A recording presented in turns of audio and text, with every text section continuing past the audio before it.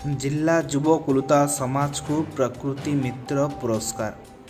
भुवनेश्वर स्थित कृषि शिक्षा सदन कन्फरेन्सन हॉल रे मुख्यमंत्री मोहन चरण माझी और जंगल परिवेश और जलवायु परिवर्तन मंत्री गणेश राम सिंह खुंटिया बलांगीर जिला युवकुलता समाज को प्रकृति मित्र पुरस्कार रे सम्मानित करछन्ति।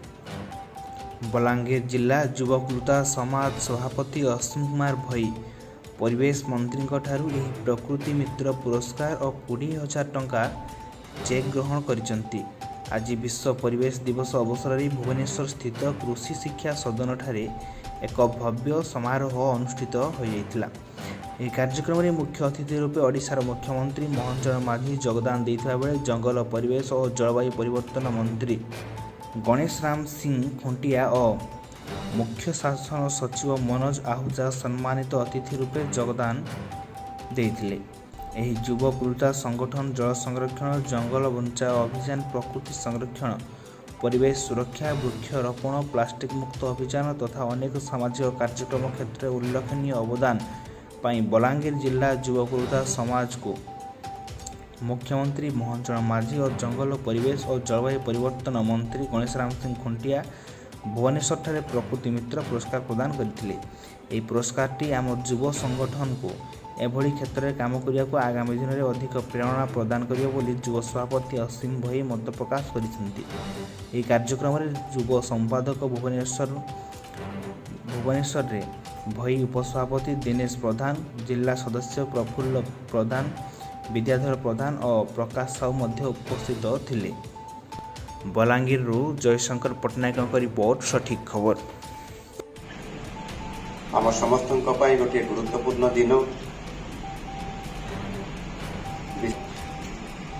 यह अवसर रे आज ये कार्यक्रम रे उपस्थित थिबा माननीय मंत्री जंगल परिवेश और जलवायु परिवर्तन श्रीयुक्त गणेश राम सिंह खुंटिया महोदय, मुख्य शासन सचिव श्री मनोज आहूजा, विभागीय अतिरिक्त मुख्य शासन सचिव श्री सत्यव्रत साहू, पीसीसीएफ एवं एचओएफएफ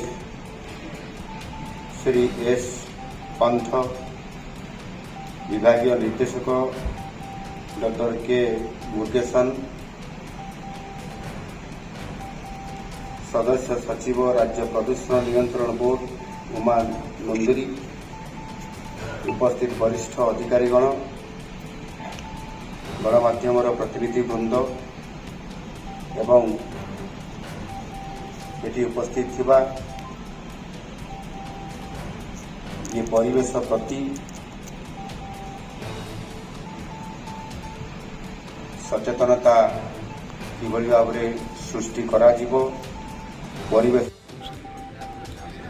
असीम कुमार भई बलांगीर जिला युवकुलता समाज सभापति।